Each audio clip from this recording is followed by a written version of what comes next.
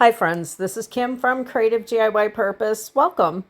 Today we're going to take 4 thrift store items and give them a new makeover. Be sure to hit that subscribe button because you're not going to want to miss next week's video where I'll be turning scrap wood and thrifted items into beautiful fall decor.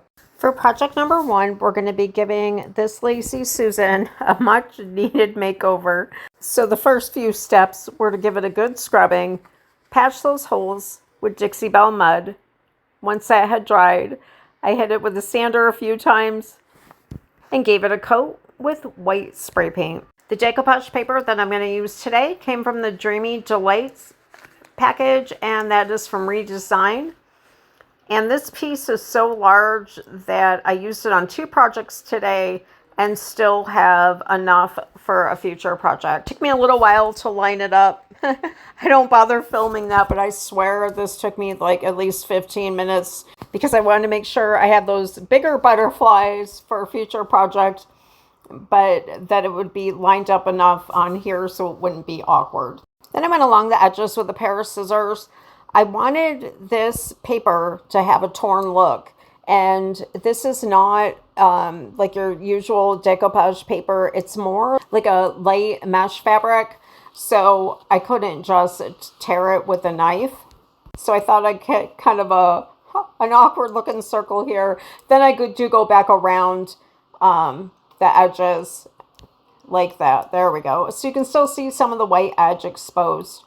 The decoupage medium that I'm using is the decoupage gel from ReDesign. I really like it. It does not give the finished item a shine. It's more of a matte finish, and I really like that. And because this is like a light fabric, you don't get the wrinkles. It's so easy to get a nice smooth finish. Sometimes I've applied what I thought was definitely a heavy hand with the decoupage gel, and I've never had a problem with it. I applied the gel going a few different ways to make sure I don't miss any spots on the actual wood base, and then up and over the top. And I did apply it like every which way because I do like that look of texture on the top. I didn't like how bright white the sides were, so I decided to take some of my very old eyeshadow that my daughter and I have used for crafting for a few years and go along the edges. I did start to apply it with a paintbrush, and then you'll see towards the end it wasn't going on dark enough, thick enough. So I tried taking my finger and applying it that way, and it worked. It came out exactly what I had envisioned. And I love the finished look. It's colorful, but yet soft. And it reminds me of the watercolors. The final step of this project, I took some black wax from Dixie Belle, a very light amount of it, went along the edges and up over the top. Let me know if you've tried ReDesign's paper before on any of your projects and how you think this one turned out.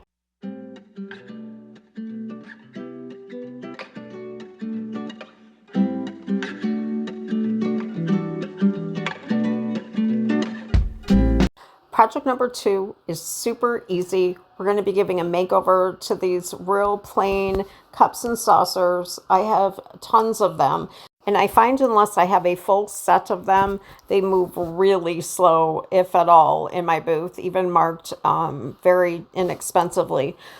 I have turned some of them into succulent planters, bird feeders, and the teacups into candles. So I thought I would do something a little different here and take a 4-piece set and make it into a nice display. The rub-on transfers that I'm using for this project are from ReDesign. Very easy to apply. I love them. They're probably my favorite. And these are the Vintage Label 1. I would love to find a cup and saucer set like this, only in red or a dark green, and put a big bottle brush inside of the cup for the holidays.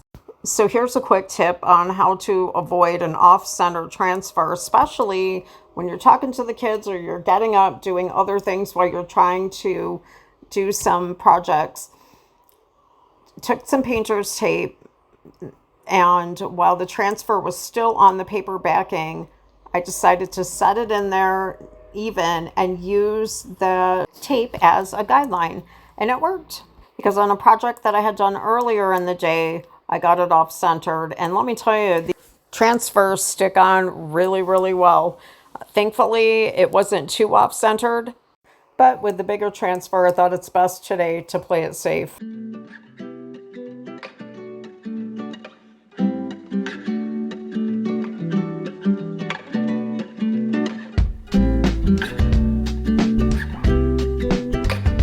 This next project has a few different steps in it. We're going to be taking this thrifted glass vase and giving it a new look. First step, make sure that your vase is clean and grease free. You can use rubbing alcohol if you have any spots on it. I'm applying a coat of Bounding Boss, and that's going to help the paint to adhere to the slick surface. I am brushing it in several different directions, and this is going to create texture. You may want to apply 2 coats, but for this one, I only applied the 1. Next, I have 2 tablespoons of acrylic paint and 1 tablespoon of baking soda. Now this mixture will thicken up quickly and it will dry out super quick. So if you have to step away mid-project, definitely make sure that you cover it up. That way it won't dry up on you. But I love the frosted look of that Bounding Boss. I kind of wanted to leave it like that, but maybe I'll try that in a future project. So I'm applying it pretty thick, again, going every which way with the paintbrush. If you feel that it's too much texture, you can smooth it out.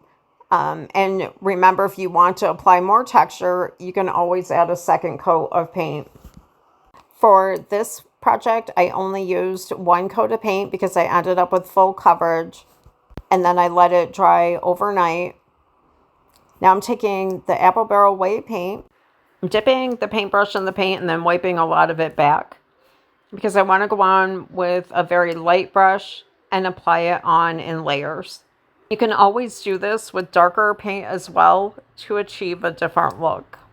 And I love how the texture starts to show through. I am applying the paint in every direction, just like we did the previous layers. And look at that. All the texture and that beautiful design just come to life. In one of my first videos, I did this project on the picture. You'll see that it's definitely more white than gray and a lot less texture. So depending on the look that you want, I think this one is just about finished up. I'll add 1 ink stamp from the Birds and Bees collection from IOD right in the center. If you feel that your ink stamp came out too dark, you can always take a dry brush of white paint and go over the top of it, or go over it with some white wax to tone it down.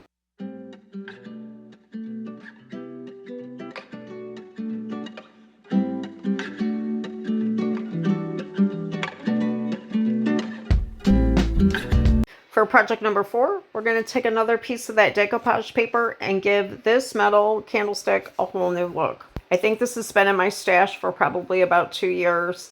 First step was to spray paint the entire piece with black spray paint. Then taking some of the light gray apple barrel acrylic paint, I went up over that raised design, and then along the edges on the top and the side. I apologize because I don't show this next step, but I take a black wax and go up over the top of the gray paint to tone it down a little. I think I found the perfect piece on that paper to put on the front part of the candlestick holder. The next step, I cut that piece to fit the front of the candlestick holder. Taking some of the decoupage gel from ReDesign and brushing that on the whole front of that candlestick holder. Next, I just laid that pre-cut piece of paper up over the top. I made sure that the paper was all lined up around the edges, and then took a lint-free cloth and smoothed it out to make sure that it was all glued down and that there were no air bubbles. The final step was to take some of that decoupage gel and go up over the top of the paper and let that dry.